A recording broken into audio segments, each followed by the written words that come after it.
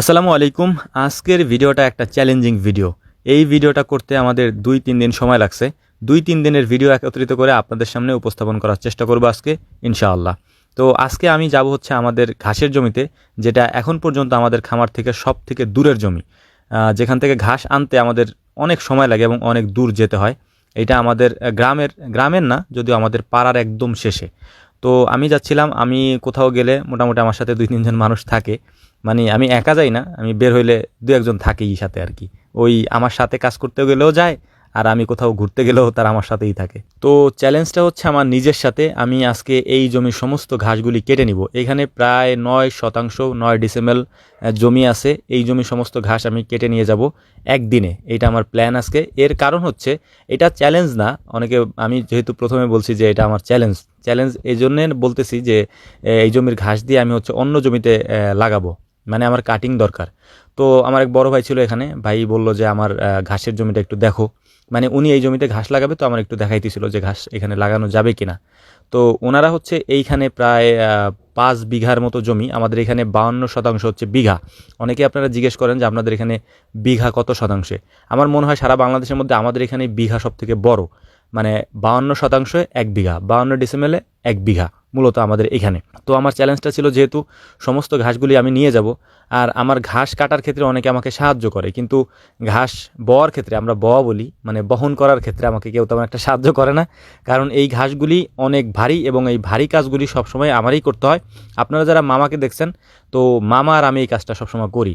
তো এখানে ক্ষেতের কাঁচা মূলা ছিল, আমরা একটু সকাল সকাল আসি যেহেতু, খাইয়ে একটু টেস্ট করতেছিলাম যে এগুলো কীরকম আর কি।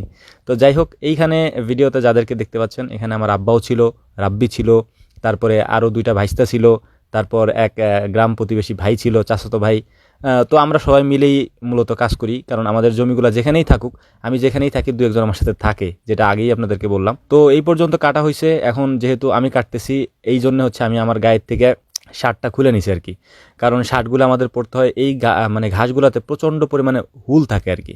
মানে যে কারণে এগুলো চুলকায় এবং ছিঁড়ে যায়, গা কেটে যায়, যে এই এই এই জন্য আমাদের এগুলো পড়তে হয়। তো আলহামদুলিল্লাহ আমাদের ঘাস মোটামুটি আমাদের কাটা হয়ে গেছে। তো এগুলোকে আমরা এখন নিয়ে যাচ্ছি। তবে আমাদের যে যাত্রা পথ, এইটা খুবই দুর্গম।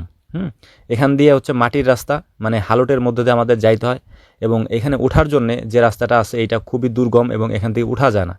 তো আশেপাশে যে লোকজন ছিল ওরা ছিল, আমরা কয়েকজনে মিলে এখান থেকে উঠানোর চেষ্টা করতেছিলাম। আমার হাতে একটু সমস্যা থাকার কারণে আমি হচ্ছে ব্রেকটা ঠিকমতো ধরতে পারি নাই। হ্যাঁ, এটা উল্টে গেছে আর কি, উল্টা যায় নাই, ঘুরে গেছে। তো ঘুরে যাওয়ার ফলে একটু সমস্যা হয়েছিল, হাতে একটু ব্যথাও পাইছিলাম।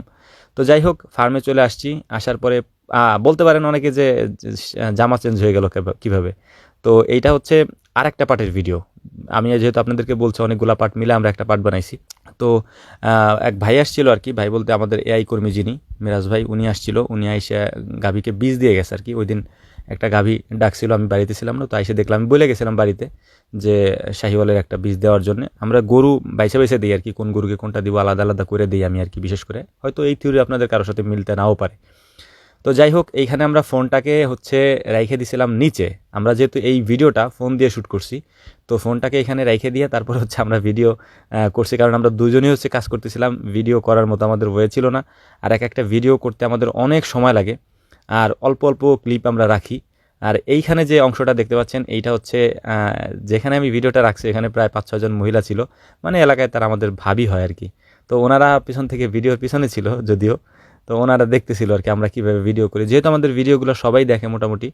আর এই হচ্ছে আমাদের ঘাসের কাটিং, মূলত এই কাটিংগুলোর জন্যই হচ্ছে আমাদের এত কষ্ট করা। তো যাই হোক, আমার প্রায় সন্ধ্যা হয়ে গেছে। এখন হচ্ছে কিছু গোবর ছিল, যদিও এই কাজগুলা আমার আব্বা মাঝে মাঝে করে, আমিও করি, কিন্তু আমি কম করি। তো আজকে আমাদের সবার কাজের প্রেশারের কারণে হচ্ছে আব্বা একটু কাজ করতেছিল, তো এই কাজটা আমার করতে হচ্ছে। এই পার্টটা যে দেখতেছেন, এইটা হচ্ছে পরের দিন দুপুরের সময়ের, কারণ আমি একদিনে ওই ঘাসগুলো সমস্ত কাটতে পারি নাই, কারণ এখানে অনেক ঘাস, ৩ কাঠা জমির ঘাস, ৯ শতাংশ প্রায়। তো যেহেতু কাটতে পারি নাই, তো পরের দিন আমি আবার আসছি এখানে।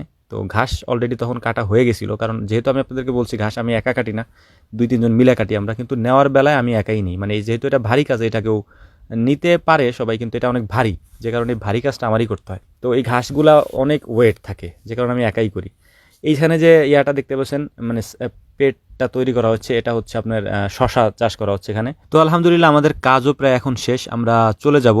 আমাদের সমস্ত ঘাস কাটা হয়ে গেছে, এখন আমরা এগুলো নিয়ে আমাদের খামারে চলে যাব ইনশাআল্লাহ।